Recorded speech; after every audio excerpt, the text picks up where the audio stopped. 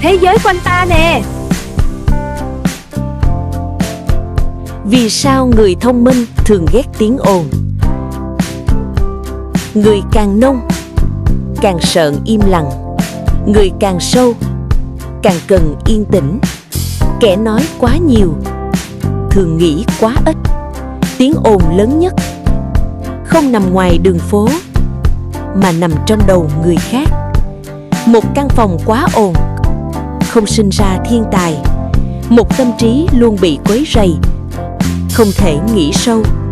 Chỉ cần nhớ kỹ sự thật này, bạn sẽ hiểu vì sao người thông minh thường ghét tiếng ồn. Ngày nay, rất nhiều người sống mà không chịu nổi sự im lặng. Ăn phải mở video, ngủ phải bật nhạc, lái xe phải có podcast. Ngồi một mình vài phút là bắt đầu thấy khó chịu. Không phải vì họ thích âm thanh, mà vì họ sợ đối diện với suy nghĩ của chính mình. Tiếng ồn trở thành thuốc tê, giúp con người tránh phải suy nghĩ sâu. Arthur Schopenhauer từng xem tiếng ồn là kẻ thù của tư duy. Ông cực kỳ ghét những âm thanh lặp đi lặp lại.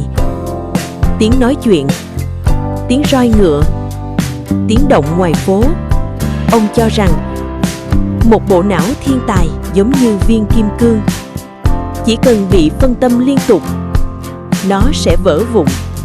Điều làm người xuất chúng khác biệt không phải IQ, mà là khả năng tập trung cực sâu trong thời gian rất dài. Và tiếng ồn chính là thứ giết chết khả năng đó. Nhiều người nghĩ người thông minh ghét tiếng ồn vì khó tính. Sai rồi. Bộ não của họ hoạt động mạnh hơn người bình thường. Họ để ý nhiều hơn, nghe nhiều hơn, cảm nhận nhiều hơn.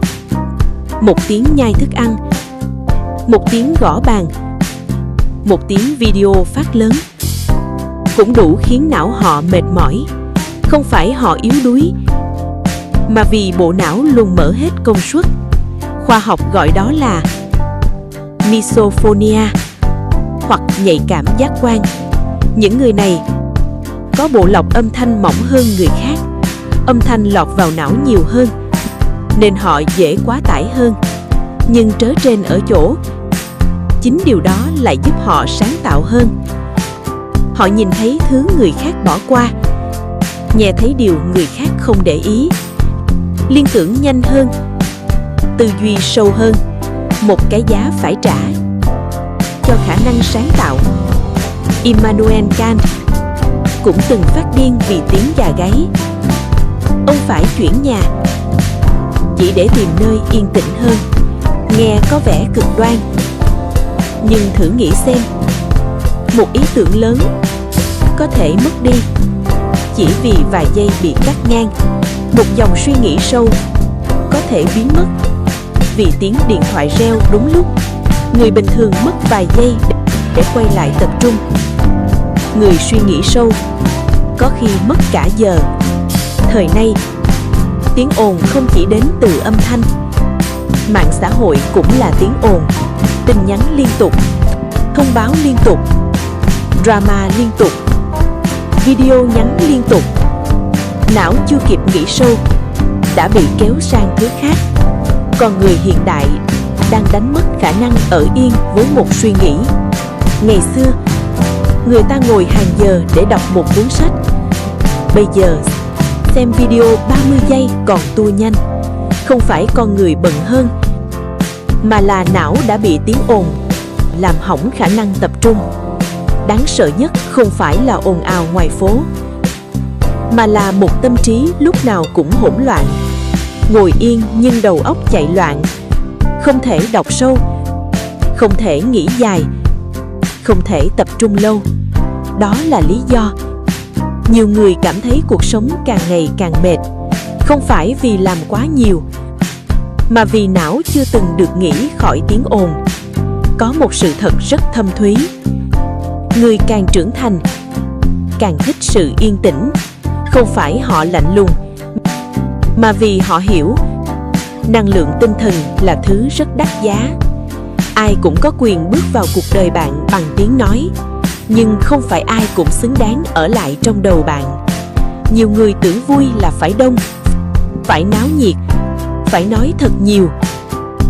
Nhưng những bộ óc sâu sắc nhất thường sống rất lặng. Họ không thích tranh cãi vô nghĩa, không thích nơi quá ồn, không thích người nói liên tục. Vì họ biết mọi tiếng ồn đều lấy đi một phần năng lượng suy nghĩ. Có những người chỉ cần ở một mình trong căn phòng yên tĩnh là họ nghĩ ra ý tưởng kiếm tiền, nghĩ ra hướng đi mới, nghĩ ra cách thay đổi cuộc đời. Trong khi người khác cần tiếng nhạc, cần đám đông, cần giải trí liên tục để trốn khỏi khoảng trống trong đầu mình. Sự im lặng không đáng sợ. Điều đáng sợ là một người không thể sống nổi nếu thiếu tiếng ồn. Schopenhauer từng nói đại ý rằng tiếng ồn là sự xúc phạm với tư duy.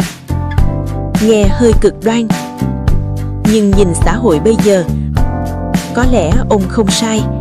Con người ngày càng khó tập trung, khó kiên nhẫn, khó suy nghĩ sâu, nhưng lại rất giỏi lướt, rất giỏi xem, rất giỏi phản ứng nhanh.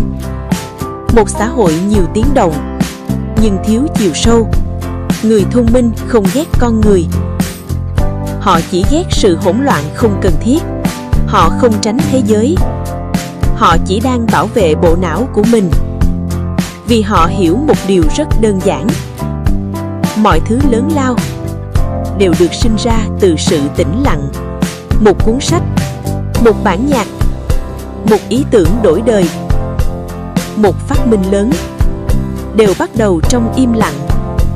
Nên nếu một ngày bạn thấy mình bắt đầu thích ở yên, thích tắt bớt điện thoại, thích tránh nơi quá ồn, thích ngồi một mình suy nghĩ, có thể bạn không cô đơn đâu. Chỉ là bộ não của bạn đã bắt đầu cần sự bình yên để trưởng thành hơn thôi. Cảm ơn cả nhà đã xem cùng mình. Hẹn gặp lại cả nhà ở clip sau. Bye bye. Nhớ đăng ký kênh ủng hộ Hoa Nắng nhé.